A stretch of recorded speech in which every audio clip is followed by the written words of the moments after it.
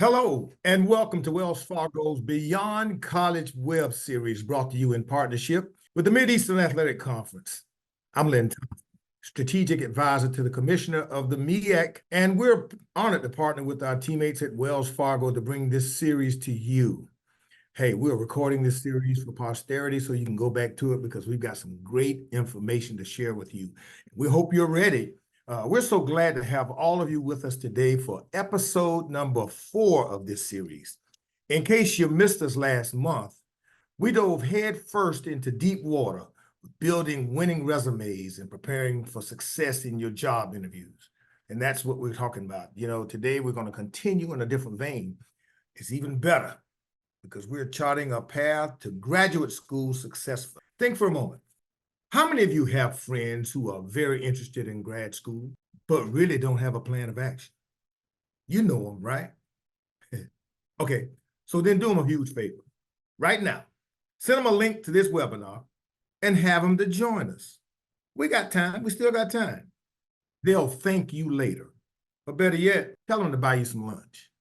Well, whatever. But while a lot of emphasis seems to be focusing on entering the workforce right now, many of us, and I'm sure a lot of you, are considering post-grad opportunities.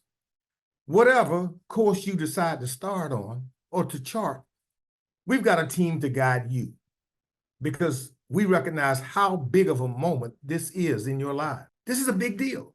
So big that we put together an all-star team to make this thing happen. And we've got some pros working behind the scenes, as always, directing this show. Angel Heyman, Wells Fargo's meeting and events planner. Randy Vent, he's on the road. He represents the MEAC.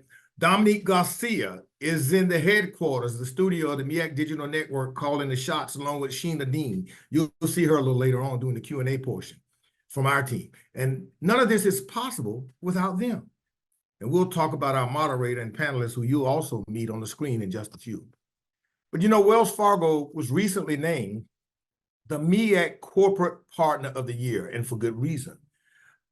No other corporate partner does what they do. I mean, as always, Wells Fargo rolls out a lineup of their top pros in this space who continually drop some knowledge on us. Why? Well, that's because that's what they do, and because that's what you deserve. I mean, you need to get this info straight from the well, so to speak. So we're rolling out some pros to drop some knowledge on you from episode number 4. They're bringing their A game today with some jewels just for you. That's what Wells Fargo and the MEAC have committed to do for you, because you're our next generation of leaders. So now let's talk about the MEAC. The Mid-Eastern Athletic Conference. We're actually a consortium of 8 of the greatest HBCUs in America who are aligned by mission and vision. And for over 53 years, our job has been to educate young people. But now we love to compete too. And that's why we compete at the highest level of the NCAA. That's D1, baby, in 14 championship sports as a league. I mean, we've been rolling in the HBCU National Championship football game, better known as the Cricket Celebration Bowl. So last month, as a part of March Madness, we hosted our annual MEAC Hoops Championship in Norfolk, Virginia. The Howard Bison won the men's title, and the Norfolk State Spartans took on the ladies' crown. We also had a ball with esports, with the University of Maryland Eastern Shore winning the MEAC Esports Championship during that great week in Norfolk. This week, we're getting ready to host our MEAC Tennis Championships, and in the next couple of weeks, softball and outdoor track and field titles will be on full display in Norfolk, Virginia. Now, one of the great 8 MEAC institutions we're going to feature this week is Delaware State University, and it's located in Dover, Delaware. Established on May 15, 1891 by the Delaware General Assembly. The Hornets joined the MEAC in 1970 as a founding member of our league. And Delaware State is the 9th-ranked HBCU in America, sitting just a stone's throw from Philadelphia and right next to Wilmington, Delaware. It's a perfect little college town, and the Delaware State campus is a beautiful place to call home. Its grad rate is, 81%, and enrollment is right at 6,500 students. Top 3 majors: biochem, business management, and kinesiology. It's a heck of a deal for the MEAC to team up with Wells Fargo. We'll showcase all of their expertise that's available at this great company and give you a chance to meet the elite 8 members of our great conference. So now that you know who we are and why the MEAC has teamed up with this great company, it's showtime. So Wells Fargo has a go-to guy for enterprise HBCU strategy and external engagement. My good friend and brother, Dewey Norwood. Now he's going to take it from here, but Sheena and I will circle back to answer the Q&A portion a little later on. Hey, Dewey, if episode number 4 is anything like the past 3 months, I can't wait to see what you're serving up today. So it's on you, brother. You got it. Mr. Thompson, thank you for the kind introduction. And thank you also for the history lesson there. I think it's important for folks that are not as familiar with our MEAC and our Mighty 8 institutions to learn. And just thank you for all that you do. Don't give it up for Lynn Thompson, y'all. That's a real good intro. I know it's not great English, but that's a good intro, Mr. Thompson. So with that said, Dewey Norwood, 26-year veteran now, team, as of last month, here with Wells Fargo, and an honor and privilege to be able to now be bringing you this series in its 10th year, all about beyond college, and again, our great topic today on the graduate school experience. This link here will take you over to my LinkedIn, where you can learn a little bit more. We can continue the conversation with things. Hey, we'll jump to the next slide, Angel and team. A little bit about Wells Fargo, $1.9 trillion in assets. 1 in 3 households here in the U.S. having a banking relationship in some way, shape, or form with our institution. 10% of the small businesses around the U.S. engaging with our firm in some way, shape, or form. You see the other lines of business and groups that we make available to our customers at a global level. So we're really excited with those pieces. And you'll even see some rankings here spotlighting the commitments that our firm has made that are long-standing across a number of given areas. And so please jump on our LinkedIn page to learn more, or hit wellsfargo.com for full details on the institution. Next slide talks a little bit about some of our corporate philanthropy efforts. So huge shout out to partners like Shante Joseph and Michelle Martin for the masterful work that they're doing around our engagement strategy, supporting students along their higher education journey. You'll see some metrics here, $120+ million now of support over the last 12 years.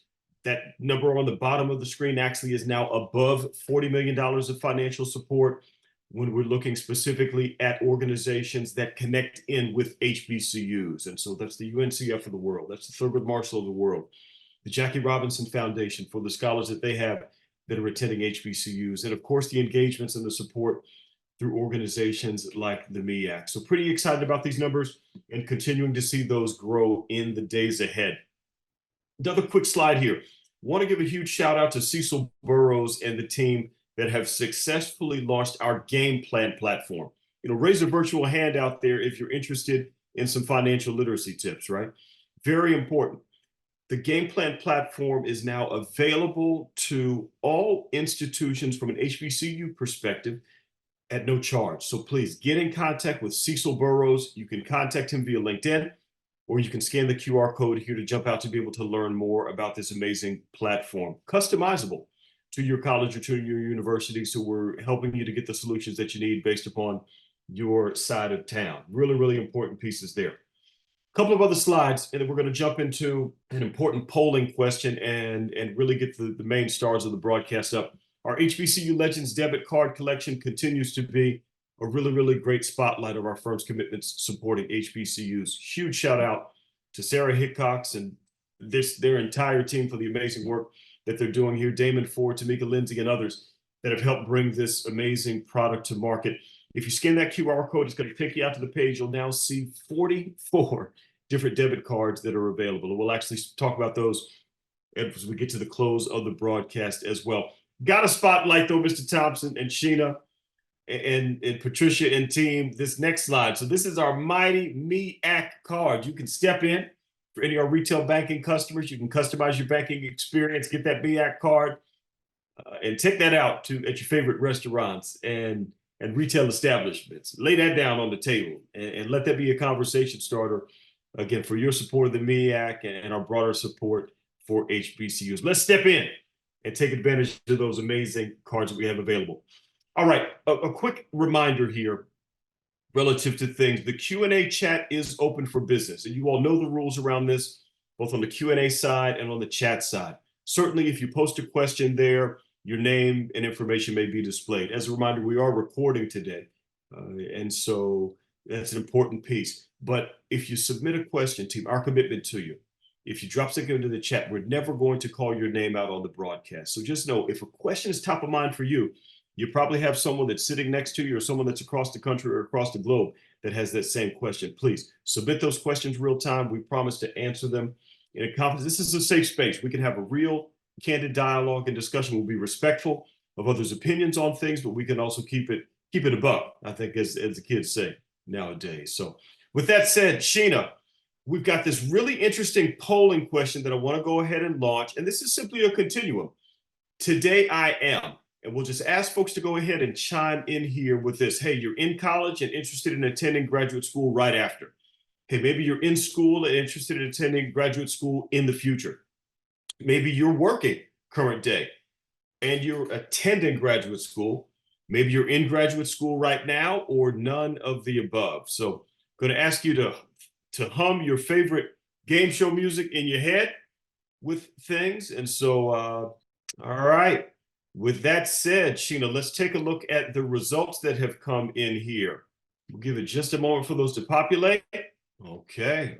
Always interesting. It looks like we've got a decent cross-section of folks across a couple of different areas there. But interestingly, a lot of folks that are currently working and are interested in attending graduate school, maybe long-term, and a couple of folks that fall into that none of the above category. Listen, no matter where you are there, it's going to be important for you to take some good information that's going to be really, really beneficial for you in the days ahead. So good stuff from there. All right, with that said, we've got an amazing group of leaders that are on with us today. I can say with confidence that each of these folks I consider amazing business leaders, but maybe A1, I consider each of these folks friends and trusted partners and folks, candidly, that I can call to get insight and guidance and direction from. And so with that said, I want to go ahead and bring up Brian Apple. And then in turn, Brian, we'll let you provide your introductions relative to things. And then in turn, we'll let you hand it on to the rest of the team. And then we're going to get into this thing with both feet. So ladies and gentlemen, let's give it to my man, Brian Apple. Thanks, Dewey. Appreciate that. I am also a 26-year veteran with Wells Fargo as of last month. Me and Dewey started on the same day. I did my undergrad at Bryant University outside of Providence, Rhode Island. And after about 10 years, I decided to go back and get my MBA at the Darla Moore School at the University of South Carolina. Go Gamecocks. Excited to be here. And I'll turn it over to Casey. Thanks, Brian, and good afternoon, everyone. My name is Casey Galindo, and in 2 months, it will be 20 years that I've been with Wells Fargo. So excited about that. Be here before you know it. I did my undergraduate studies in San Antonio, Texas at St. Mary's University, and I pursued an MBA from St. Mary's as well. So I have both degrees from St. Mary's. And I'm going to go ahead and hand it over to Melissa. Great, thank you, Casey. Again, my name is Melissa Lee. I am currently the Assistant Dean for Admissions at the Charles Woodridge School of Law at Villanova University. I completed my undergraduate degree at the first HBCU, Cheyney University. I then went on to complete my MBA at Thomas Jefferson University in Philadelphia. And I am currently completing a second master's degree, a master in higher education at the University of Pennsylvania. So I will pass it on to Sophia. Thank you. That's impressive, Melissa, and kudos to you for keeping those educational achievements up and high. My name's Xochitl Leon, just excited to be here and meet everyone. Thank you, Dewey, for the invitation. I've been with the bank for almost 19 years, came straight out of graduate school, so this is a great conversation to be a part of. Currently lead the Central Program Office for D&I programs. And for undergraduate, I went to Wellesley College and worked for a couple of years, and then went to Harvard University to get a master's in public policy at the government school. And I'll pass it over to Ms. Patricia. Thank you. Good evening, everyone, or good afternoon. My name is Patricia Mayfield. I am the Associate Commissioner, Chief of Staff, and Senior Woman Administrator for the Mid-Eastern Athletic Conference, affectionately known as the MEAC. I attended Johnson C. Smith, another HBCU grad here, Melissa, in Charlotte, North Carolina. I subsequently took time off for a little bit of time and went back to school, where I picked up a master's degree in executive leadership from Liberty University. I continued on and got a second master's degree, an MBA, also from Liberty University. And then I am currently pursuing my doctorate degree, a doctorate in business administration, also from Liberty, with a concentration in project management. I will now turn it over to Dr. Pearline Tyson. Hello, everyone, or good afternoon, everyone. My name is Pearline Tyson, and I am also a product of HBCUs. I actually attended Xavier University for undergrad, and I actually did all of my graduate work at HBCUs. Two of those schools are actually a part of the MEAC, which is Morgan State and also Howard University. I received my master's from Morgan State, and I received my PhD from Howard University in African Studies and International Policy. I am currently the vice president of the board for the Cultural Equity Lab.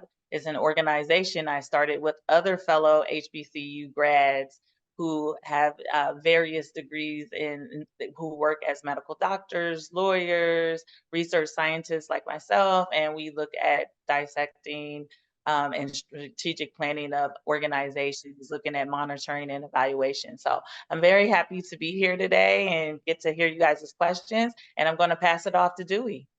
All right, Dr. Tyson, thank you so much. So here's what I want you all to recognize. The street cred of this group. The Hollywood Squares boxes are real. They've been there, they've done it, they've gotten those achievements. This is the place to pose your questions. I want the Q&A box full. I want the chat box full. If you hear something that someone says, throw up your hands, throw up that emoji in the chat with things, and go ahead and be presenting those questions. You've got the information based upon what these leaders have and what they've experienced. So it's time to tap in. Panelists, I do want to give this one to you all just for a brief moment.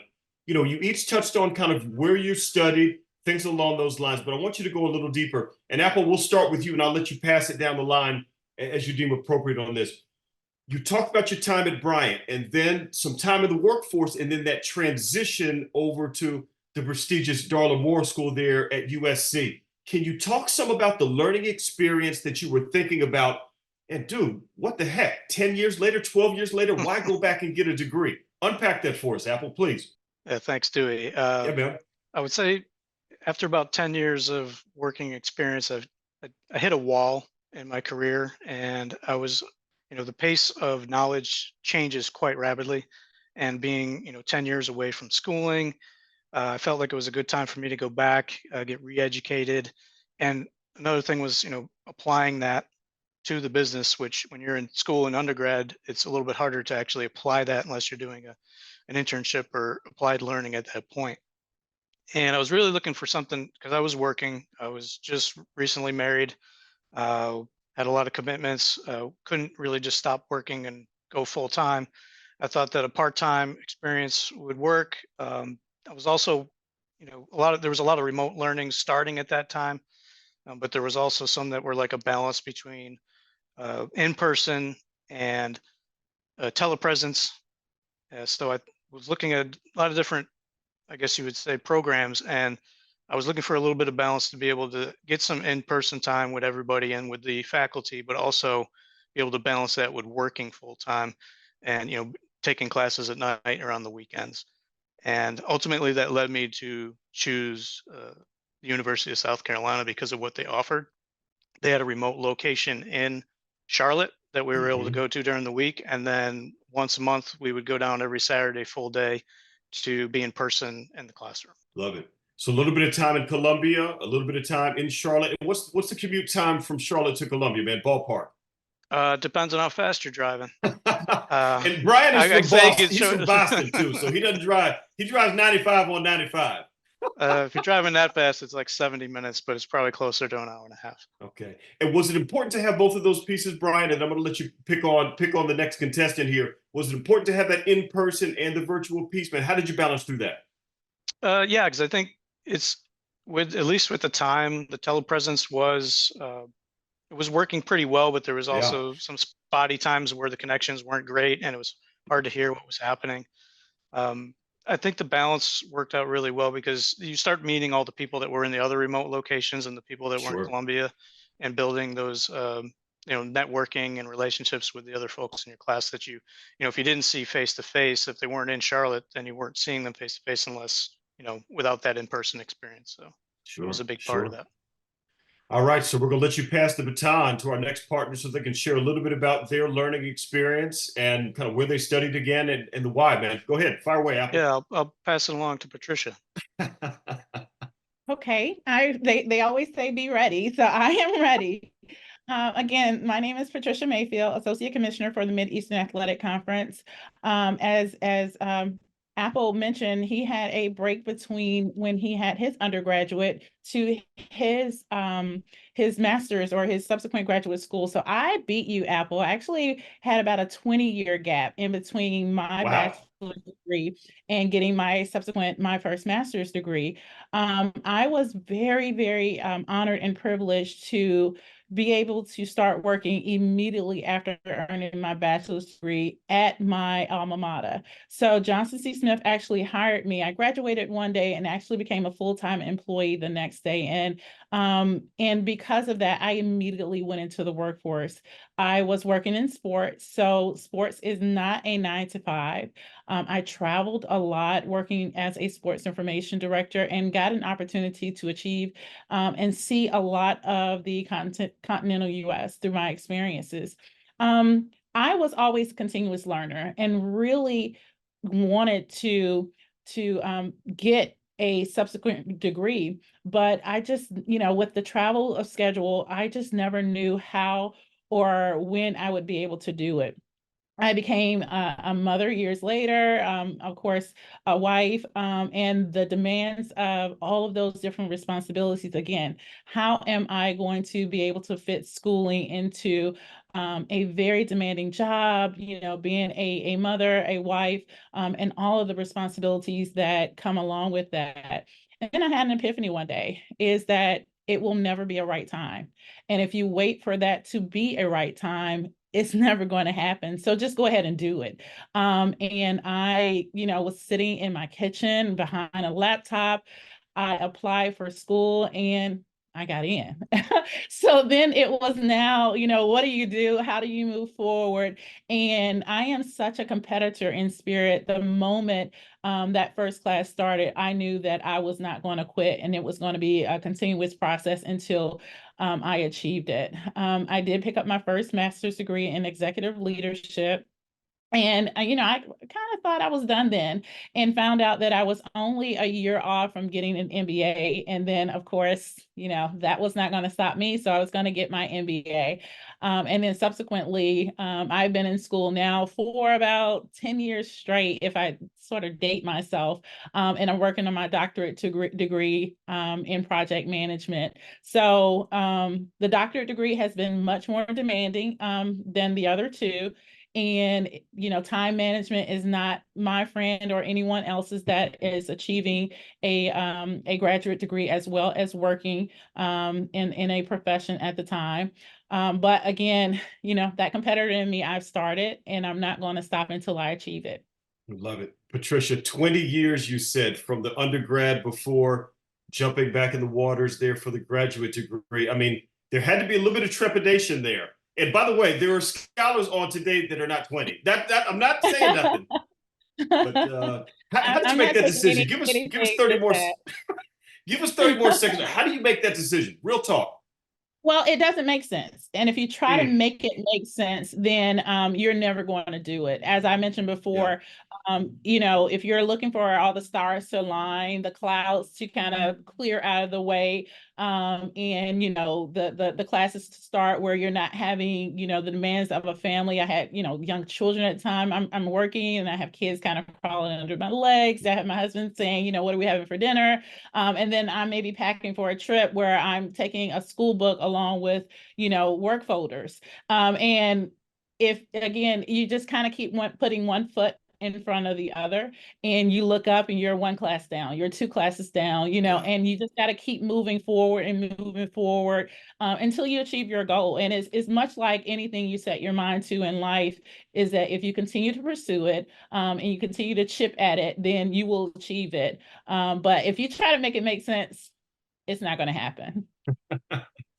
All right, Patricia, thanks for the storytelling there. You get to pass the baton to our next victim. To our next presenter and contestant. You get to pick. Okay. Well, actually, our next victim, I'm going to go ahead and choose the one that actually has those letters before and after her name. So I'm going to go ahead and pass the baton to Dr. Pearline Tyson. Come on now. Okay. Oh, wow. Okay. So I will say that my journey is quite interesting because I thought that I was set out to save the world. And I initially went into school to do chemistry pre-med. I was into law and order. I thought I was going to be a forensic scientist, but I was really into social justice and I was really into policy and institutionalized racism. And so I ended up deciding, I was trying to decide between law school and graduate school and what I was going to do. And it was a really hard decision. I'm one of those people who worked full time the whole time I did my full graduate school experience. It's not something that I highly recommend for people, but I didn't have any money. So I couldn't afford to just go to school. And so I decided to go to school and I went to Morgan first and I worked full time. And I will tell you, when you're working full time, and I went there initially because I wanted to learn, I wanted to study women, and a famous person was there at the time. Her name is Dr. Terberg Penn, and she was famous in doing research on Black women. And I was like, I'm going to study Black women. I'm going to tell you all our stories. I'm going to put it out there. And she left that first semester I came. And so she left the first semester I came. So I had egg on my face that first semester. And I'm like, what am I going to do now? And so I ended up doing my master's in African diaspora studies, where I ended up doing research and historical research on Black people throughout the diaspora, not just here in the United States, but the Caribbean and also in Africa and all over. And so from there, I started teaching when I first got my master's, and I thought I wanted to work at the university level, and you needed a PhD to, eventually get tenure. And so I said, well, I might as well get a PhD at this point. And I have to tell you, and I commend you, Patricia, because it was a journey to get through those years. You think it's gonna go really quickly, but when you're working or you have a family, you have to learn that whole work-life balance.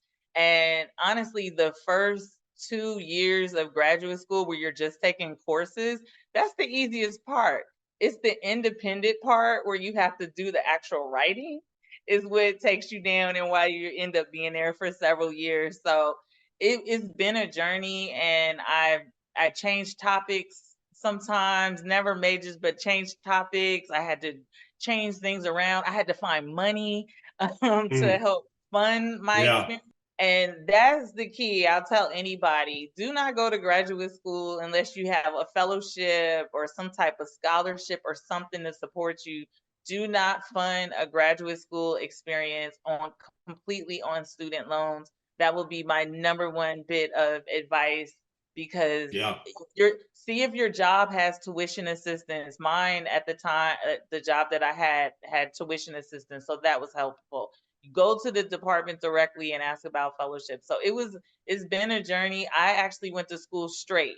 I think I had 1 year off, but I went from undergrad to graduate school, 1 year break back to the PhD program. So I'm the full-time dummy who went to school full-time, never took a break, and did a graduate program. So all right, everyone who does it the best. And I'm gonna Who should I be passing? Well, listen, I've got some thoughts about who you should pass it to, but I'm gonna let you decide formally.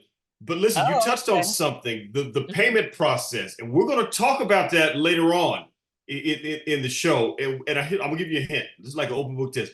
We have an admissions counselor on. Oh. And she mentioned that she went to the first HBCU. That's my vote. That's who I would pick on, but that's just me. was that Melissa? Come on, that you better put a V in front of that, Dr. Tyson. That's the. It's like the Ohio. Melissa. Okay, the Miss Melissa. That's who I'm going to pass the buck to. Is the Miss Melissa. Okay. Thank you all so much, and thanks for passing it on. And I'll say in advance, please forgive me. I'm on an Amtrak train if the connection is unstable. But I'll start with my journey. I was very strategic, similarly to what the other panelists have been saying. I did not want to pay for graduate school, so I did go to work full time after getting my undergraduate degree from Cheney, the first HBCU. I chose a company that had tuition reimbursement. And so I too went to graduate school to get my MBA part-time while I worked full-time. So I was able to do that. So the first half of my career was in the corporate sector. And so I pursued my MBA, I received it. Then about 12 years into my career, unexpectedly, after 9/11, I was laid off. I was working for American Express at the time. After 9/11 happened, my position was eliminated. Just had my daughter, so I was able to spend about a year at home. And I knew that I was working in New York, living in Pennsylvania. So I sort of accidentally fell into higher education because my first higher education position was at Princeton University because it's near where I live. So I did that for almost 20 years. Decided I was never going back to school. I was good. I had my MBA at that point. I was very settled in my career in higher education in admissions. Then I switched universities after working for Princeton for about 15 years in graduate admissions. I switched gears and I started working for the University of Pennsylvania. They had a great tuition benefit. Not only, they also paid for my daughter's tuition, which is key. But additionally, I decided to go back to pursue, at the time, a doctorate in higher education. So I started in the doctorate program in 2021, again, after about a 20-year break in between my previous MBA. Because they had this tuition benefit, I figured I can't pass this up. So I entered into the doctorate of higher education program at University of Pennsylvania. About 6 years into my career and about 2 years in the doctorate program, I got another opportunity for a great career advancement as assistant dean for admissions at the Charles Bridges School of Law at Villanova University that I could not pass over. So about 9 months ago, I transitioned over to Villanova University Law School in this role as assistant dean of admissions. I had started this doctorate program, but I decided that that point in time, I wanted to complete my degree at University of Pennsylvania, even though I also had tuition benefits at Villanova. But Villanova did not have a doctorate program in higher education.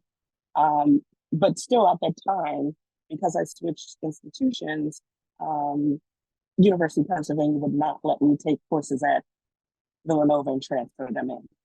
University of Pennsylvania's tuition is quite expensive without the tuition benefit. Yeah. So I just decided at that point in my career that I was taking classes that coincide with the master's in higher ed. So I decided, you know what, I'm good. Let me complete this degree.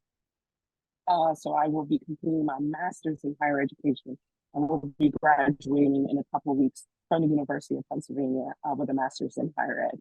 Come on. So that's my journey, both part-time. Come on. And doing it from the train. Share all of it. She got to get back to Philly so she can watch her Sixers tonight. I'm gonna leave that alone. Melissa, talk about this though, from an admissions perspective. And Tim, I do want to note this. As she's traveling today, we may lose her for the final portion of the broadcast, but we'll keep her on for as long as we can. So Melissa, again, just thank you for that. Talk about the admissions process. We're going to unpack this in a little bit, but what are some things that scholars need to be thinking in mind about the admissions process? Now, let's just go ahead and unpack that for a minute.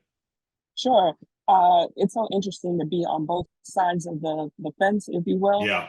Being a Yeah. student, going through the admissions process myself again a couple of years ago.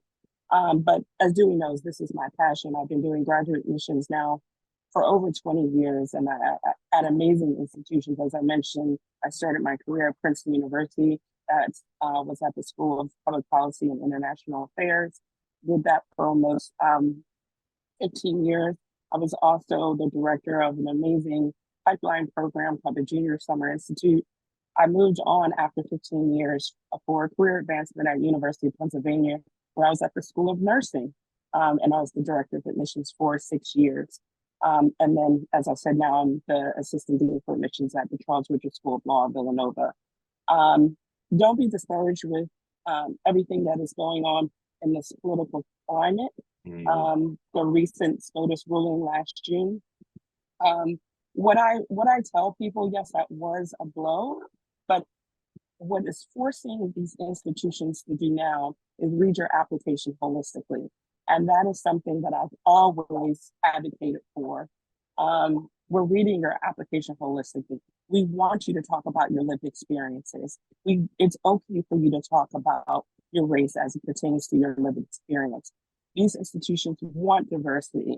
So don't let that discourage you. Don't think that we don't want diversity, that we don't value it anymore. That is not true. Please talk about your lived experience and as it relates to any area of diversity that you want to talk through. We want to know that. We really want to get to know you. It's a crucial part of the admissions process for us to continue to have diverse communities at these institutions. We love it. Melissa Lee, everybody. And as a reminder, make sure you're getting connected in with all of our partners on LinkedIn. We have this little contest to see who gets the most LinkedIn. My QR code was up, so I might get like 3. That was Melissa, I might get like 3. Can y'all see that? This is what I just did when I said 3. I might get like 3. I might get 3, just so you guys know I can count that high with my shoes off. But Melissa, you touched on a lot of different pieces there, and I love the holistic approach. You got to tell your whole story, and it's going to resonate with those to where you should be going. So we love that. All right, Melissa, you get to pick next. You got either Sochil or you got Casey. So go for it. I will pass it off to Sochil. Awesome. And wow, everybody should be connecting with Melissa. Great resource as you're thinking about graduate school. So in regards to my journey in applying to graduate school, I went to graduate school 4 years after my undergrad. I majored in economics and Latin American studies. I had very interdisciplinary efforts. I knew I wanted to go into business, but I knew that I wanted to have a positive impact from a development perspective to underrepresented communities from the get-go. And as I went into the field to work during those 4 years, my fellow colleagues steered me into a business degree versus being an economist, because they felt that I could do more by being more of a generalist per se versus very specialized with a PhD in economics based on their own lived experience. So when I applied to graduate school, I wanted both things. I wanted social impact and I wanted business. At that point, I highly recommend you follow or you become a member. I was getting mentored by MLT. So the website's mlt.org, and they're a strategic partner for Wells Fargo. But they had a pre-MBA program. Now they have many more programs, and their whole goal was to increase representation in corporate careers through business degrees. So through their counseling and their coaching, I prepped for a business experience, an MBA, but I wasn't happy with my GMAT scores. They didn't meet my bar, and I didn't apply to business school. I ended up applying to government school with a heavy focus on development. And I knew that once I was in, I was going to try to take the business classes and get what I needed within my realm of opportunity. And that's how I ended up at Harvard at the Kennedy School. It was not deliberate. I just knew that I had certain interests. I had a threshold in regards to my own scores, and I just didn't put myself out there to apply. I should have applied. I might have gotten into some amazing schools too. But that's what got me into public policy. So my focus was public policy with international development, and I took all the analytics and all the skills that I needed to go into business.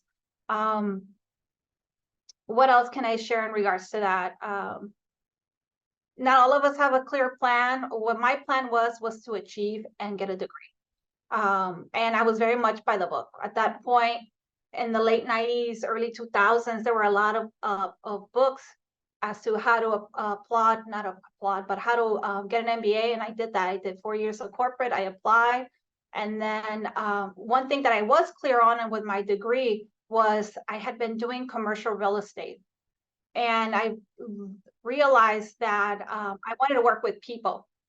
So going in and getting my master's degree allowed me to pivot my career back to impacting people versus commercial real estate, which is great, but it's not for everybody. So Chill, a lot of different pieces there to unpack. 4-year break. Remind us again, also undergrad for you was where?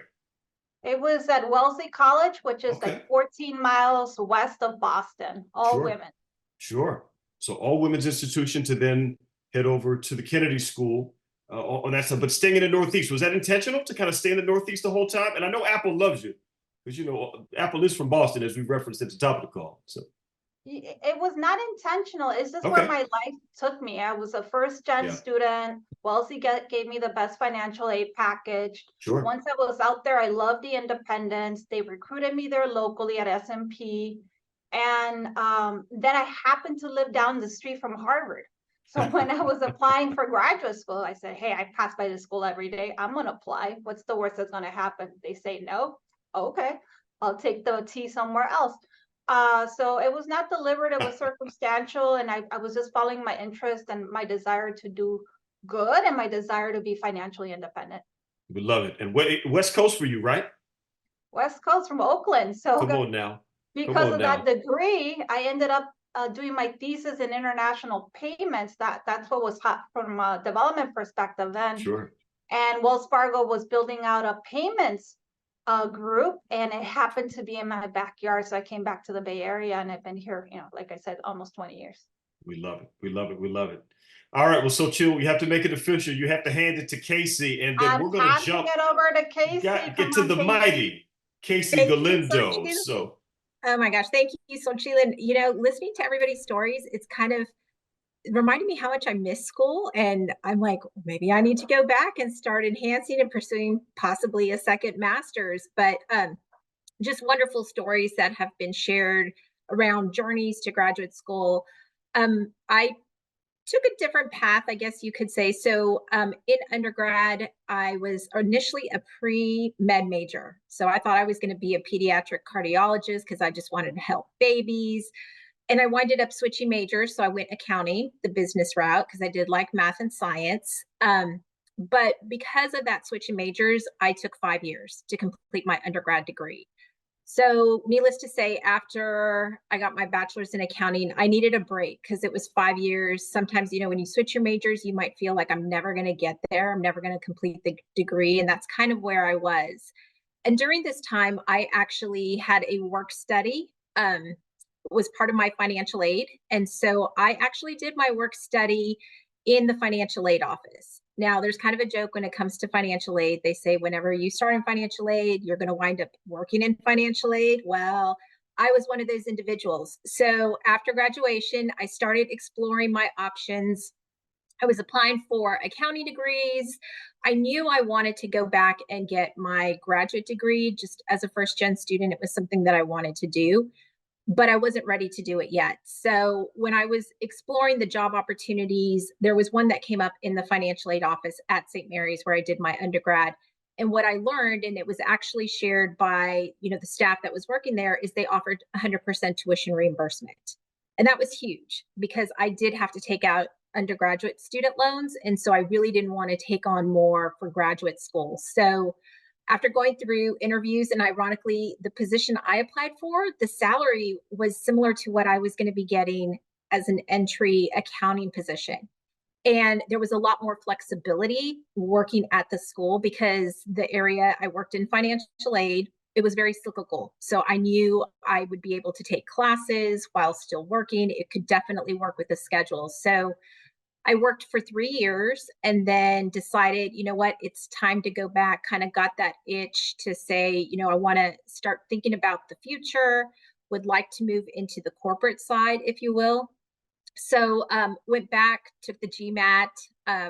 Unlike Xochitl, I was like, well, I'm going to deal with my grades, and they accepted me. So again, the perfect combination of being accepted, having that tuition reimbursement. So I did my MBA program.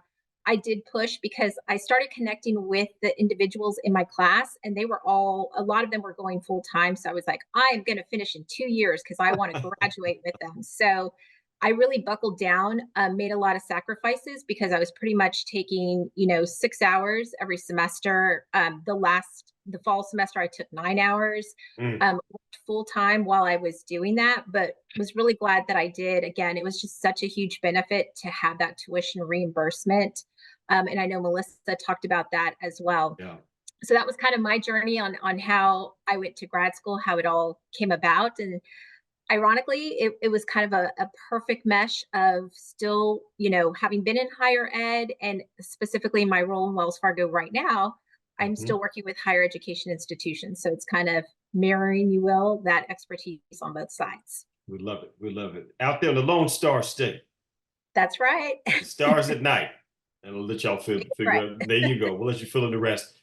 All right, team. I'm keeping a sharp eye on time, and we're going to do a little combo here of our next 2 slides. I want by a person, and Brian, please, we'll start with you on this.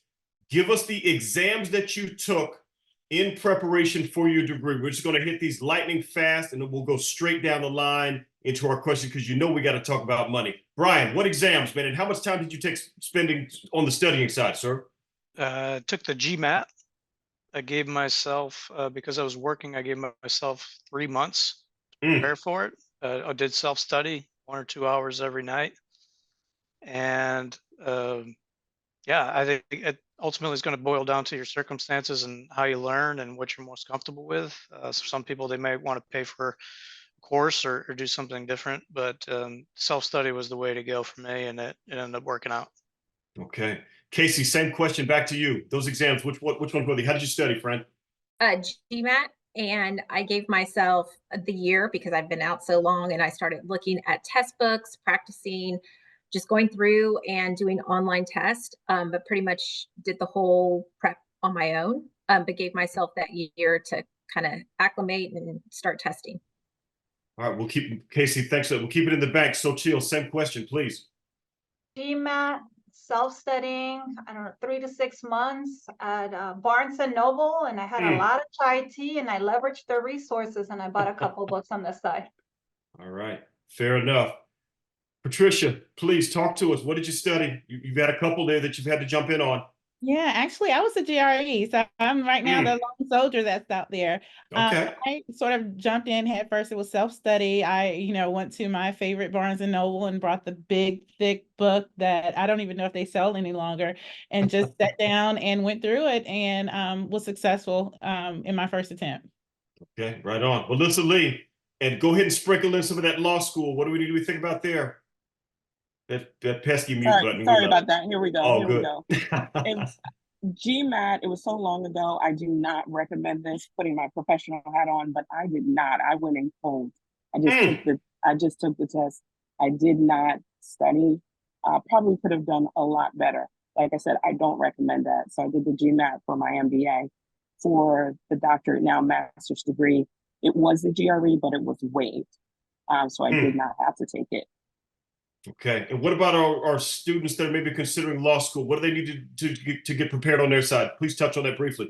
You definitely need to prepare as best you can. You can go to lsac.org. They have practice exams. If you don't have the resources, to take a prep course, just keep doing the practice exams. Also, for law school, if you want to take the LSAT, check with the Law School Admissions Council, LSAC, to get a waiver for test prep. Do not be afraid to ask for waivers for things, but you definitely need to prepare for that. You can take it more than one time, but I highly suggest that you do the prep for the LSAT. Okay. Great stuff there, Melissa. Perlene, bring us home on this topic, please. I took the GRE. And How was that? Well, it was I'm terrible at math, and that math section was killing me. But I learned when I took it, someone gave me the best tip was just keep taking those practice tests they have online when you go to the website, because you just need to start getting comfortable with actually taking the test.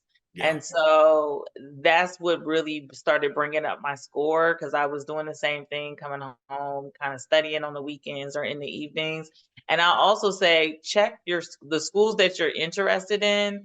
A lot of schools have gotten rid of like the GRE as a requirement for entry. So just check the schools first before you invest time and money in taking a GRE, because a lot of schools are getting rid of them. Okay. Some helpful pieces there, team. Listen, we're going to keep it rolling. We're going straight into the paying process. Melissa, we're going to start with you because I know we're going to lose you as you get there closer to the city. What do folks need to be thinking about on the payment side? And then let's hand it right to Casey from her experience there as well on the admissions piece. Talk to him, Melissa. I would say try not to pay for graduate school if you can. There are lots of opportunities for merit scholarships. Merit scholarships is based on the strength of your application. So really try to strengthen your application. If you plan to go to any type of graduate program straight from undergrad, make sure that you're getting internships. That counts as relative experience. Leadership, we're looking for well-rounded students. If the standardized tests are required, prep and try to do your best. Even if they waived the GRE, law schools, they have not waived that requirement. Some law schools, you can take the LSAT for the GRE and check with that school, because the more competitive your application is, you're also going to be considered for merit scholarship. And I know this for a fact because I admitted some amazing law school students, and I was the one that was awarding merit scholarship. So you can get a full merit or you can get a partial, depending on how competitive your application is. Don't be afraid if you want to take some time off between undergrad and grad to get some relevant work experience. That also plays into the merit awards. As we all also been saying, seek out an organization like Wells Fargo that will pay for your graduate school. If you're going into a PhD program, you never should pay for a PhD program. You should always get a full tuition, and you should get a stipend for your living expenses. So there are ways in which, and then there's a lot of outside external opportunities to get scholarships that you can bring to the institutions. So that was my mission. When I went to graduate school, I never intended to pay for graduate school, and I did not. So make sure you do your research, but also just make sure that when you apply to graduate school, that you are submitting the most competitive application for you.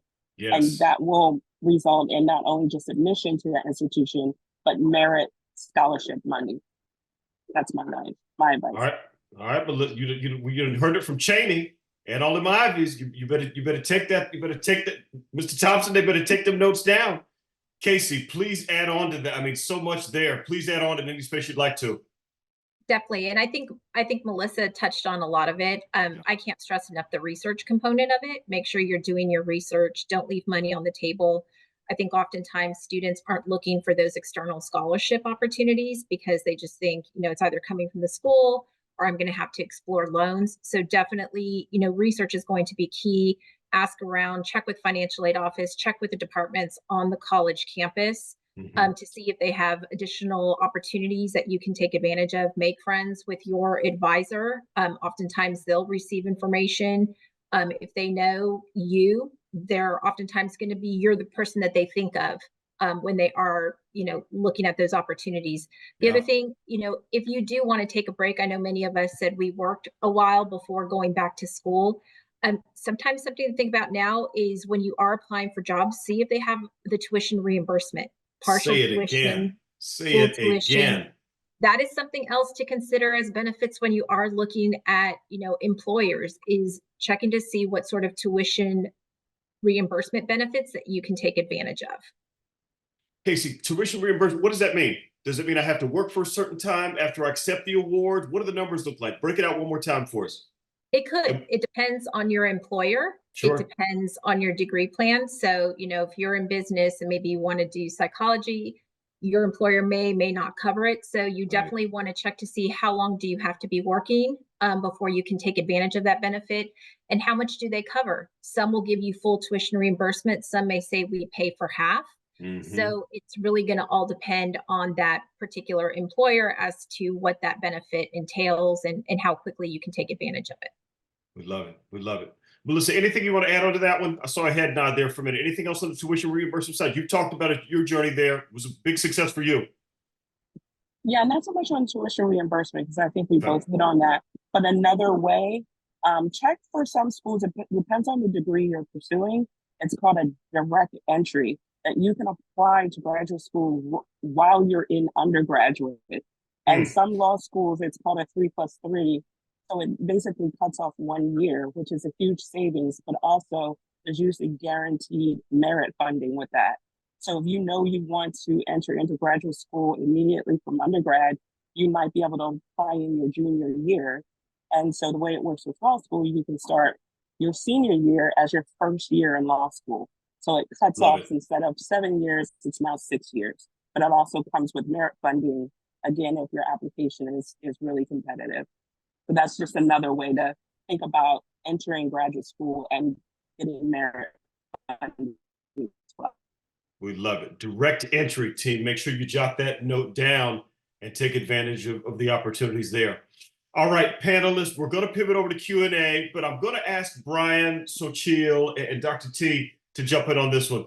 Again, listen, you're studying hard, you're working hard, but what did you do for fun? Are there some networks that you connected? I feel like we have to talk about some of the fun side. Listen, I know Perlene has a lot of fun because I done seen her Instagram.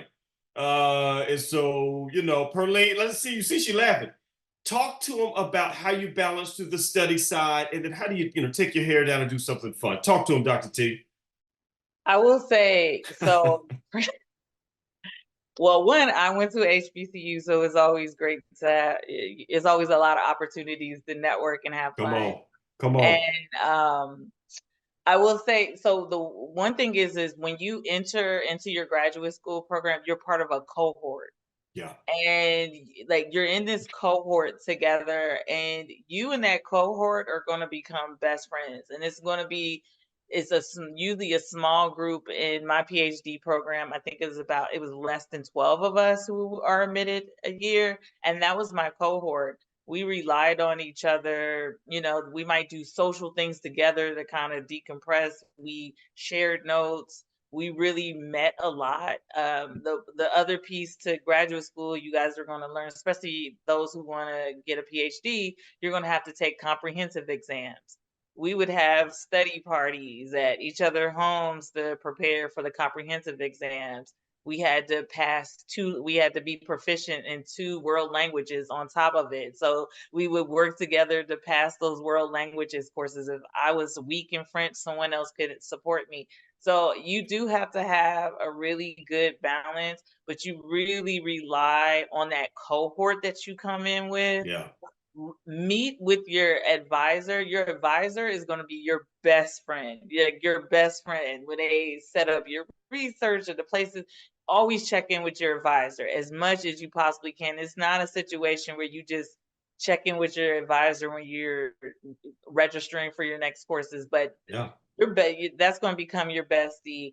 The graduate coordinator, every department typically has a graduate coordinator. Sure. that is the person who is going to know about additional funding that has come in. They're also going to know about programs. So the one thing that I did while I was in graduate school, I did the diversity equity program, like the Future Leaders program at the University of North Carolina. And that is a program where it actually is called Building Future Faculty. That's what it's actually called. And I Yes. did the Building Future Faculty programs, and they like programs all over send different opportunities to that graduate coordinator, and they usually have you on the mailing list. So you make sure you get on that mailing list, you make sure you check in with them. They'll say, hey, we got an extra $10,000. And if you want that, like we're looking for some more people, you want to come help with this conference, and it'll be a one-off. So a lot of that times, because the funding experience, if anyone chooses to go to HBCU for their graduate experience outside of a PWI, and your funding opportunities might be a little bit different than what has been kind of mapped out. Sure. You are going to look, Sure. most HBCUs are very low on fellowship funds for graduate school. So what they try to do for departments is if that department has been allocated to 10,000 and there's 10 people who have been admitted and they applied for a fellowship, what HBCUs do is they divide it up. So each person got 1,000. Well, your 1,000 there. tuition Yep. is, so your tuition is 19,000. And technically that fellowship was for one person, but what they want to do is try to take the burden off of all those students. So Love it. you really are going to have to rely on that graduate coordinator. You're going to have to look at outside resources and really start connecting. And the number one person you need to know in your departments is the secretary. That's the most important person. If you wanna network with anybody, it's the secretary. Everybody else knows nothing, but the secretary knows everything. Y'all better take notes. Dr. T, it's an open book exam. She done told you what to do. Patricia, so Dr. Tyson, thank you. Patricia, Sochil, Brian, again, just a quick 15 seconds. What did you do for fun? What'd you do for fun? So as I mentioned, I went back 20 years after. So, and as a mother, as a employee, full workforce, my fun was how quickly and if I can get sleep that night. So I am probably by all means. Z's in the chat. Z's in the chat. Z. Yeah. So for a seasoned student, anytime that I had a few minutes to sort of step away, take, not be so scheduled, that was my fun. But I was deliberate with my children, being able to spend time with them and do different things. But, I necessarily, my Instagram will not be fun to look at by any means. But I do want to take a short moment to talk to Dr. Tyson and just say she is literally, she's either a psychic or a book of knowledge when it comes to the doctorate degree. Me pursuing that, the classes were incredibly, I don't want to say easy, but I got through the classes. I am in that independent where I'm working on my paper right now. And, the feedback I think that you're providing to those that are on the call is so valuable in understanding that it's going to take time. I'm taking notes myself and not wanting to, you want to give yourself that grace that when you have all these things that are going on and you're like, oh, I have nothing to do but the paper right now. And, the classes are going and going and going and going. So I certainly want to make sure that I highlight you and the words that you're saying. And again, if she said it, guys, make sure that you meet every secretary, every administrative assistant. They should know your face. They should know, everything about you because they truly will be your best friend. There you go. So Chill, Brian, what about this time? And Patricia, thank you. What about the time near the Northeast? What do we do for fun? La Profesora, let's start with you. I call Sochil La Profesora. La Profesora here. No, I had a lot of fun. I was in my late 20s, single, and I wanted to mingle and study. So I was part of the Hispanic Latino public policy team, which over time became part of my best friends. Now they're elected officials, they're running startups. So an amazing group of folks just through through my just background, I joined the International Club because they were a wild bunch. And through that, I got to be, I had an opportunity to be part of a UN project where we went to Latin America to give awards to micro lenders. And that was very meaningful and a lot of fun. I was a research assistant for a professor, Marilee Grindle, for the 2 years. And as part of that, not only was it fun, but it provided, I don't know, $5,000 income, if that at that point. I had an opportunity to go and be her research assistant overseas in Mexico. And I got to travel in the middle of nowhere, just with an Excel file. You randomize all these cities and then you buy a plane ticket and there you are talking to people. So I had a lot of fun with that. And then last but not least, you're in graduate school, make sure to leverage the summer programs. So I went to DC. I was working at the Inter-American Development Bank. You're young and you're working in DC for the summer. There's a lot going on. So made a lot of memories. People got married. It just a great phase of my life. And this is just bringing amazing memories. And, I really encourage everyone to be financially responsible and do consider what it means for you to get a graduate degree, not just from a business perspective, but more from a legacy and family perspective. What does that mean to you and what makes financial sense as well? So chill, Leon, everybody. Apple, bring us home on this one, man, before we jump into Q&A. What'd you do for fun, man? So the stuff that we did, a lot of it was centered around the Charlotte group that we had. When we started together, we did a lot of, and when we had time, there wasn't much time that we had, balancing the work and families and everything else. But we tried to make sure we got together, informally, going over to each other's houses, hanging out with each other's families, going out, watching some games somewhere, anything to, kind of keep the balance between, what we were doing as far as trying to achieve our goal of getting the degree and learning, and making sure we were still trying to have as much fun as we could while we were doing it. And watching the Sox and the Bruins and the Celtics when you can. Yeah. When you I can. think I was the only Boston fan as part of that group.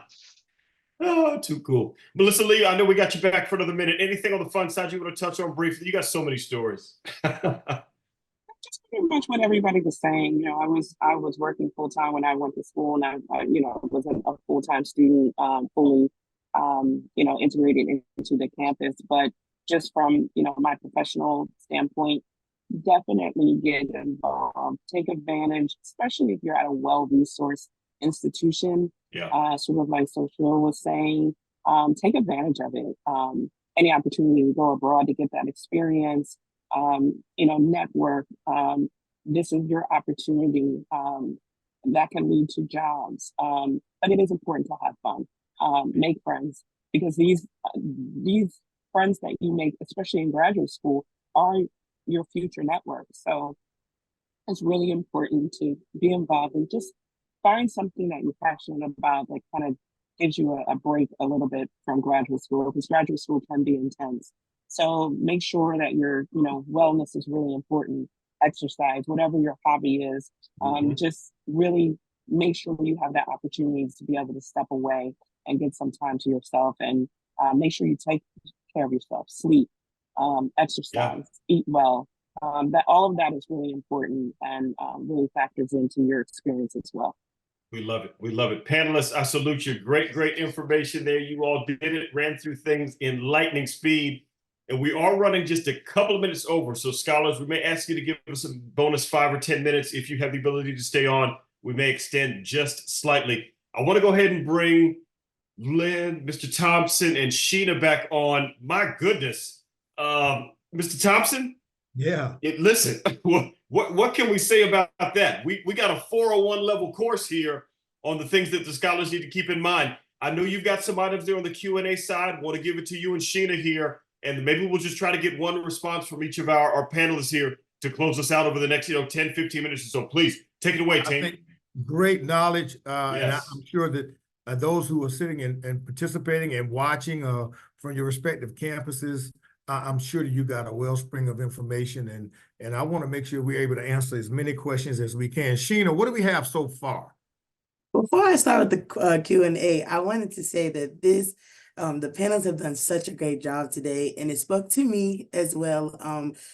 Finishing with my master's in a couple of days, 8 days, and thinking about going to get my doctorate. And so this information was spot on for me, and being able to take on this information, not just for all the students on the call, but as well as me being the question A moderator. Like, I'm writing all these things down. Like, this was so spot on. So I really appreciate all of the panelists today, and we'll be using all of the tools and knowledge that you guys have spoke on today. A few questions that we have in the chat. One of the questions is, I know in grad school that we have, our lives are just going with school, with work. What would you consider somebody or someone or people in your family that motivated you to keep going? Or who was that mentor in your graduate studies? I know a lot of times we might have mentors in the department, might have mentors in our career fields. Anybody can answer, any one of the panelists, but who was that one person or multiple people that really got you to say, let me get this degree, let me get my career going? Anybody can answer the question. I'll jump in. Actually, I have to say, of course, my parents were always supportive, but my friends, my core friends, I was the first one out of my group that went to grad school, and they just encouraged me. So sometimes when I'd get like, I'm so tired, I don't want to study, or I don't want to meet with my group, they would be the first ones to say, you can do this, keep going, you're almost there. So I would say having that core group of friends that will also lift you up, help support you, encourage you, and kind of help carry you over the finish line, if you will, when you get towards that point. But they were very instrumental in just encouraging me to continue moving on and push through. I can answer. I would also say that getting a mentor is a key to success in graduate school. And as someone, when I got to the point, and I don't know if Melissa, if you've gotten to this point yet, but when you start applying for IRB, is the point when you feel like you're about to get broken down in graduate school. And it was many, many times when I was doing my master's program at Morgan, or when I was doing my PhD program at Howard, like, I really wanted to just drop out of the program. And I had a mentor and also an advisor who really stepped in, because I was like, I can't afford to do this anymore. I'm tired. This is a lot of work. I was in the writing phase. I'd already finished courses. And my mentor was like, you've gone this far, and really had to sit down with me and really started breaking things down to me. And when you see someone who's already gotten over the rainbow and who knows the experience that you're going through, because I'll tell you, when you're in graduate school, it's a lot of it is, while you have that cohort with you, so much of it is individual. And you're going to go through a depression. You're going to go through sadness. You're going to be crying. You're going to be in your advisor's office crying. You're going to be sitting outside of the door of financial aid crying. It's not going to be a time where you won't cry in graduate school. And that's not to discourage you, but you have to have people who you can let that out with, and have a circle that is going to be supportive of the fact that you may not be able to go to happy hour because you have to write a paper or you have to do something. Yeah. So having a circle around you that will support you, but also having mentors who are older, who can also help guide you, not just in graduate school, but career-wise, are going to be key to your success and also to your mental health. Because I will tell people to, one, really focus on your mental health. If you have a lot of things going on, hold off on graduate school or law school or medical school. Really get to the point where you have the mental fortitude to get through it, and you have a support system. Right. So another question that came in the chat. We are hearing the hot topics now about AI and the chat GBTs of the world. How do you feel like AI and all of these, upcoming, softwares have changed the grad school process? Does it make it easier? Does it make it harder? Even if Melissa, you want to touch on the process of, as an administrator, in schools, and how are you seeing those, students, using these type of softwares? Does it make it an easier process in grad school using these external programs, or does it make it harder? Sheena, thanks for giving her the easy questions. Because that was a real one. Hey, Casey, while we're getting Melissa back in, you want to touch on this one? And panelists, let's see if we can get a couple of folks maybe chat. This is a hot one. AI is a real one. Well, you know, that's an interesting question, and I was Yeah. very excited to see what Melissa was going to say with regards to that. I think she's back I'm, on. I'm back in. Okay. I'm back on. Go for it. So I can answer this from both perspectives as a student myself and as at admissions. So I actually think it's great. It's a tool, and it's no different from you know, we talked a little bit about you know, prepping for the standardized test scores. It's nothing new that, especially well-resourced students, have always gotten tutors, have always gotten, you know, the tricks of the trade. So this, in my viewpoint, kind of is to some extent slightly levels the playing field. And there's nothing wrong, in my opinion, as using ChatGPT as a tool, not a replacement. Because when I read applications for admission, I'm looking for authenticity, and I can tell already when somebody's using ChatGPT. So it shouldn't be a replacement for your authenticity.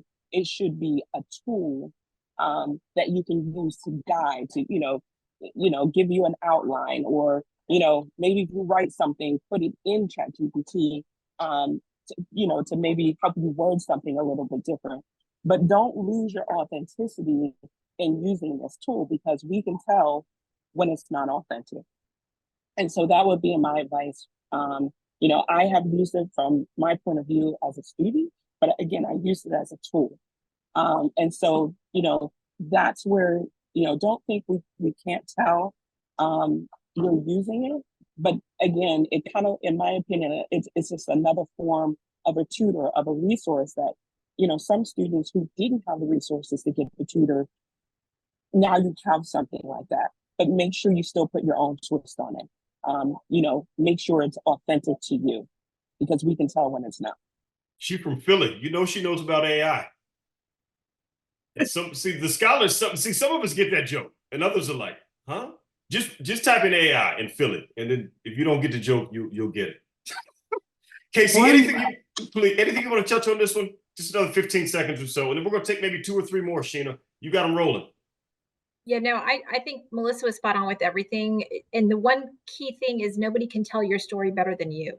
Yeah.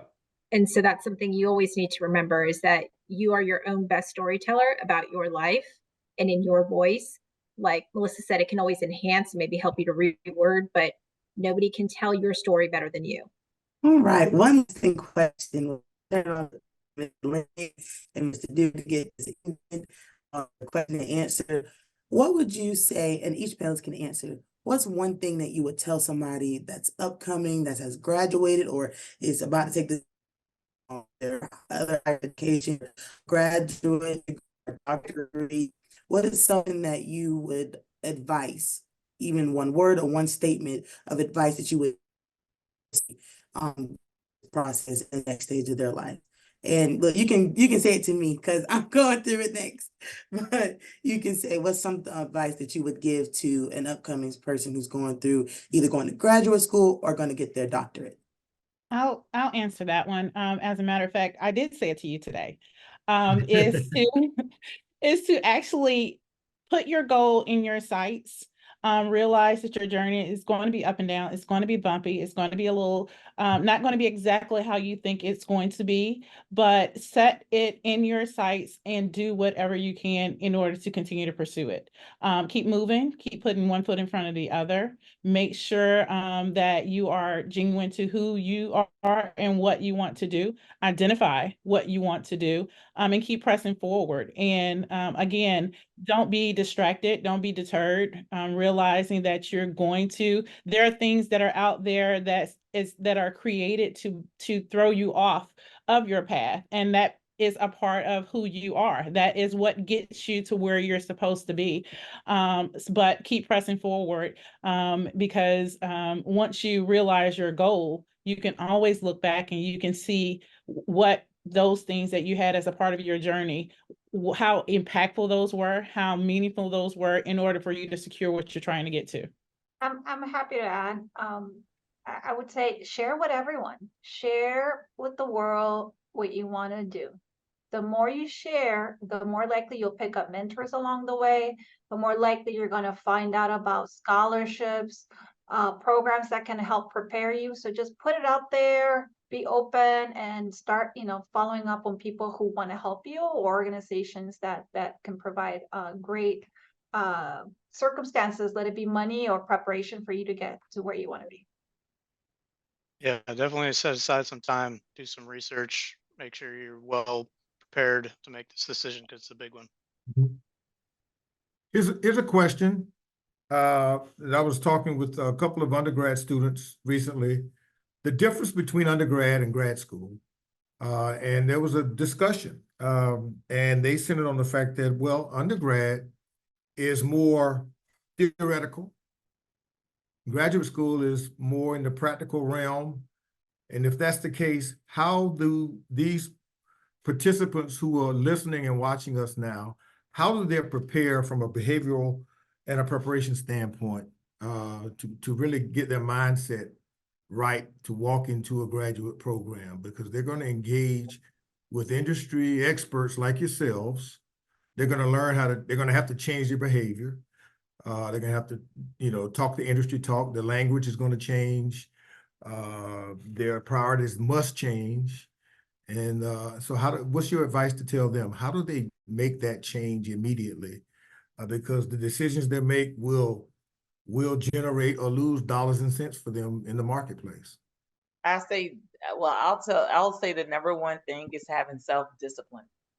So as I stated before, graduate school or law school or medical school, it's a different experience because everything falls on you as the individual. It's your responsibility to know where you're at and what courses and what your requirements are. It's your responsibility to take time every night to work on your dissertation or your master's thesis or whatever that may be. You literally, the difference with, I always tell people, taking the courses was probably the easiest part in Right. graduate school for me, because it still gave you that undergrad feel. They're giving you assignments, you're doing some writing, you're turning it in. The main difference is you had to have above a B, like you always had to maintain an A. So you'll have a 4.0. You need to have a 4.0 in graduate school. It makes sense for you not. It doesn't make sense to not have one.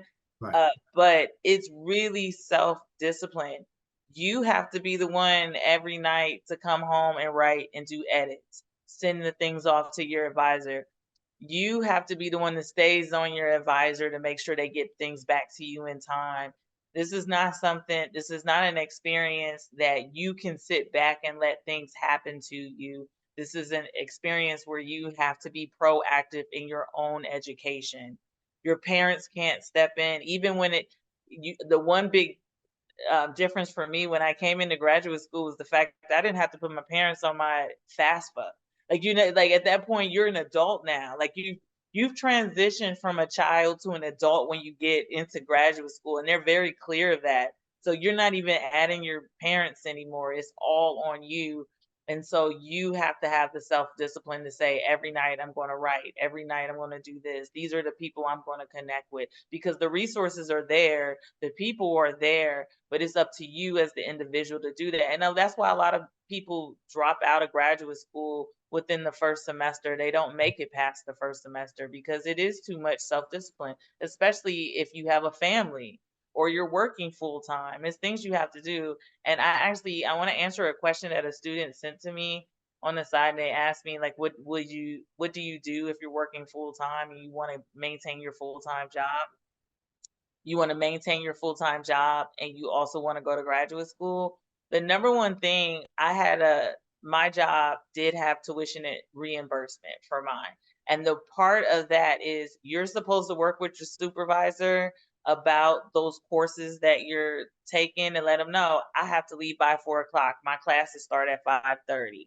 You have to have those conversations with your supervisor. Most likely your supervisor, your chief, your director, all the people above you are excited that you're in those courses because it helps the organization overall when their people are educated and they have more skills. So have those conversations with your supervisor or your direct supervisor or whoever is over you, and let them know about your schedule and how you need to maneuver your schedule. Because once you do that, then you both are on the same communication level. Every semester you should be having a conversation with your supervisor, because I always had to tell my supervisor my classes start at 5:30. I actually worked in Maryland and lived and went to school in DC, and I knew traffic was terrible. So I had to leave at a specific time and have that understanding with them. So have conversations, have honest conversations about with your supervisor and the people around you. How difficult for all of you was the transition from undergrad to grad school from a behavioral standpoint? I mean, for me, it was easy. I had worked for 4 years. I had had accountability. I had performance reviews. I had a routine. If I would have gone straight out of undergraduate, I have 4 years of practice and feedback and coaching, so it might have been harder for me then. Right. And I wasn't juggling a family today, just the thought with kids to go back to school. I mean, kudos to the women who have done it, but that's a lot. That's a lot of prioritization and trade-offs. So for those who are logged on that may be an undergrad now, it is a significant transition mentally, and you got to prepare because you're really going to work and you're a professional student. Yes, and I'll chime in there. I've sort of talked a lot about, I have an incredibly demanding job. I talked about my children. I talked about, all the things that I'm managing. What I failed to mention is that my husband is actually pursuing his doctorate degree to, if you want to look at how much punishment we're trying to throw into our household, we challenge each other. Our kids' mindset, we have, kids that are 10 years apart, and my little guy will say, dad's doing homework, and he'll come over there and mom's doing homework too, we're trying to balance it all, but you have to, we talked about mentors, we're talking about that support system, but when you are a non-traditional student, that's what they kind of call you when you hit a certain age, is that you have to have a certain level of self-motivation, because it is quite easy for you to say, this is too much, I don't want to do it anymore, I have all these other things that are going on, nobody is forcing me at this particular point. If you are paying for it, that becomes an incentive itself, because you're saying, I'm investing in myself and I want to be able to continue to do that. I'll back up to your question, Lynn, when you were talking about one of the big differences between a undergraduate and a graduate. I heard a professor say this some years ago, is that, for your undergraduate degree, you're learning a lot. Even though you pick a major, you're kind of learning a lot of different things. People tend to think that the higher up you go, it is a indication of your intelligence. If you have a doctorate, then you're super smart. The reality is that it becomes more specialized, and you become super smart, but in one thing, or in a certain thing, or you become an expert in that thing, and that's where you see a major difference when you are, I went to a liberal arts, and you were learning a lot of different things. They were exposing you to a lot of different things. I have a bachelor's degree in sports management, but I was learning, I had my foreign language, I had a lot of different things that I was doing. The higher up I'm going now, I'm reading the same articles about the same things that may have a different twist in them, and that becomes your challenge. How do you find something unique while it's there's a small degree of learning that you're trying to do? So that's one of the most I think the biggest difference, and one of the illusions that are out there, that that undergraduate degree exposes you to so much, but the higher up you go, you become an expert, but you're an expert in that thing. One thing. Okay, Sheena, anything left for us? I was just going to say, if anybody else wants to give their last thoughts before we close out, so before I give it to Mr. Dewey, who ends the show well, Was there anything, maybe one sentence or something when, like we talked about considering grad school, there's any lasting thing that you want to give to all the students on the call today? One quick thing. Say, on that note, Melissa, please. okay, I was just going to say for the students, do a self-assessment. This is what I always recommend because as we were saying, graduate school is about your professional development.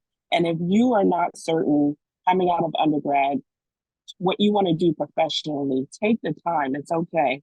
Do a self-assessment. You need to decide, is it a PhD? Is it a master's degree? Is it a JD?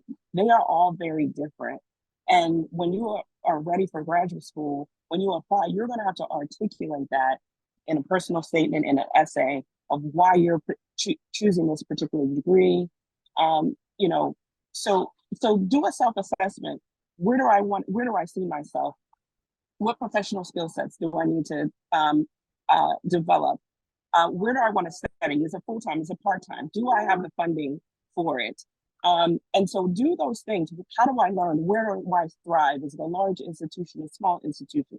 These are the things you have to do. And the best way to do that is start to do a self-assessment. Then when you have that information, you can start to do the research on the best graduate program that is the best fit for you. Because at the end of the day, it's about fit. I can't stress that enough. So think about it, do a self-assessment, and then decide your readiness for graduate school. And it's okay if you don't have the answers to those questions. Take the time to work, to explore, to travel, have fun, and then come back to graduate school or even work. And that will help you develop what skills you need to develop in graduate school and the type of degree you need to pursue. That would be my advice. Okay. Dewey. All right, Mr. Thompson, like I said before, this is the 401 level course. We've gotten a ton from our panelists. Let's give it up for anybody that's still on with us. You're staying here for bonus time. We promise we'll get you out of here in the next 4 hours. We're not going to keep you much longer. But listen, thank you. Huge shout out, Brian, Case, La Profesora Xochitl, our great buddy there, Patricia, Dr. Pearline Tyson, and the Melissa Lee, who kept phone service the whole time. Kept phone service the whole time. I'm impressed. I need to get on your plan. As a matter of fact, I think I'm going to get on your plan. I'm just kidding. Professor Thompson, Mr. Thompson, thank you so much. Sheena, masterful work again on the Q&A. You've heard the closing thoughts. Please, if you didn't get a chance to submit your questions, you've got their information. Reach out to them on LinkedIn. Buy that virtual coffee. Spend 15 minutes or so chatting and unpacking any of the other things that are top of mind for you. Very, very important. Panelists, we salute each and every one of you. Hey, the next slide gives you some closing items, or excuse me, some resources. Please screen grab this. There's some great resources that are available for you, whether it's the FAFSA, whether it's the GRE, whether it's some of the other placement exams that we talked about earlier. MLT was touched on. I don't think we talked about SEO today. Our buddy Vanessa normally brings up SEO, but SEO is another great organization, the Twigo organization. A lot of great organizations out there, the consortium, some really wonderful resources that you can tap into. So make sure you're availing yourself of those and then sharing the information. All right, we're going to go to some reminders. We promised 5 minutes or less to get everybody out of here. Beyond College, it's running. Angel, we're a quarter of the way done. In just a few minutes, we will have completed our 4th session for the year. Don't forget, you can visit the MEAC Digital Network to access the playbacks. Do us a favor. Jump on it and catch the playbacks. But then I need you to get online. Jump on LinkedIn. Throw it on X. Throw those playbacks on IG or some of your other channels so that others can access them. Send it out to everybody that's in your group meet, everybody that's in your group chat. Get the information to them. Please pass it, pay it forward, and then encourage others to come and join us. We'll be back at it here in a couple of weeks for a discussion around the gig economy. We're going to talk about securing the bag. We've got a very, very special conversation around elder fraud prevention and things that we need to be thinking about to take care of moms, to take care of grandmoms, granddad, aunties, uncles, the whole nine. So we're going to go there during our time in June. July, big webinar coming up for us. And you'll see that information on the next slide. The 25th of July, our biggest webinar of the year.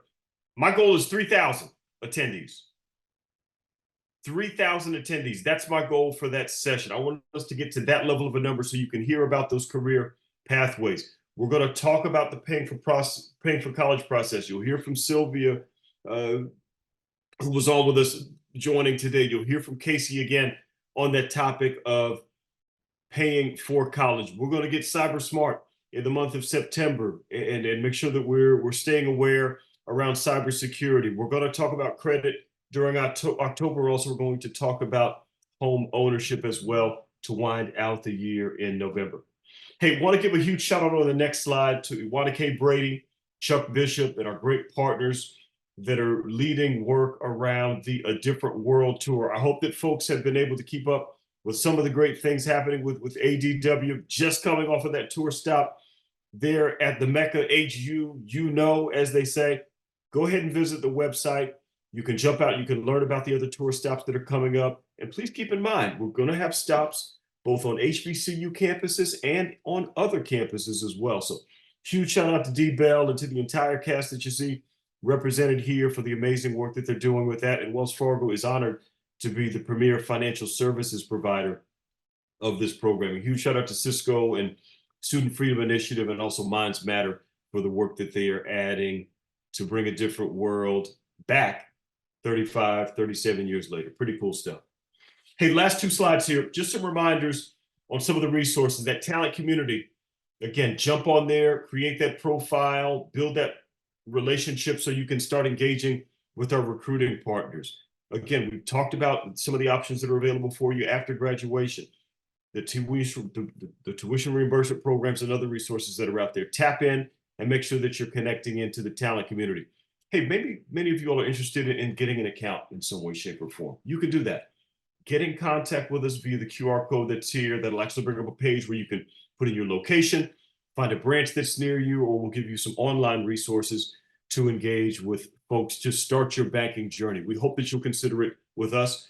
We're honored, we would be honored and privileged to be able to have you as a client and as a customer. Obviously, the LifeSync tool, which we talk about every month, really, really great tool as you're starting to build that nest egg, thinking about what you want to do, want to begin doing from an investment perspective.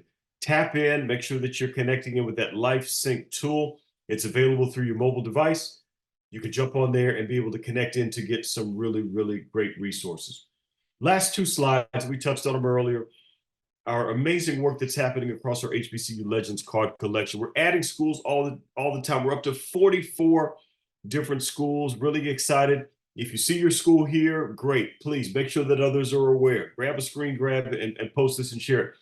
If your HBCU is not on here, please get in contact with our team. We'd love to be able to talk you all through the process and then ultimately be able to get you connected in to customize your banking experience there with the HBCU Legends debit card collection. With that said, last slide, I want to thank again our amazing panelists for a really, really robust discussion. I know we ran a couple of minutes over today, but I think it's going to be value added. For anyone that's listening to the playback, thanks so much for tuning in. If you have questions or comments around any of the things that we've been able to share today, please don't hesitate to contact the MEAC team or the Wells Fargo team. But do us a favor, pay it forward. Share this webinar. Share this playback with someone else that's thinking about graduate school. Let's make their process seamless. Let's make their process really easy as they are considering the next phase of their higher education. Don't forget, join us in a couple of weeks. We'll be back in May for a great discussion around entrepreneurship and the gig economy. Scholars, I'm going to encourage each and every one of you, finish strong. We're down to the last couple of days in some instances with semesters. Some folks are taking final exams now or getting prepared for those. Let's stay strong. Let's deliver on the things that we need to do for this semester. Let's have an amazing, amazing close of the year. And then let's start making preparation for graduate school or for whatever's going to be coming up for you here in the days and the weeks ahead. Huge shout out again to Angel Heyman and to the team that are on the backside, working all of the mechanics relative to these great sessions. To our MEAC partners, thank you so much for hosting this year's series. We love you guys and love that MEAC digital network. With that said, everybody, Julia Norwood signing off. Enjoy the NFL draft tonight and NBA action. I hope that your teams are performing really, really well. We look forward to seeing you guys back in May for entrepreneurship and the gig economy. Have a wonderful night, everybody. Stay safe.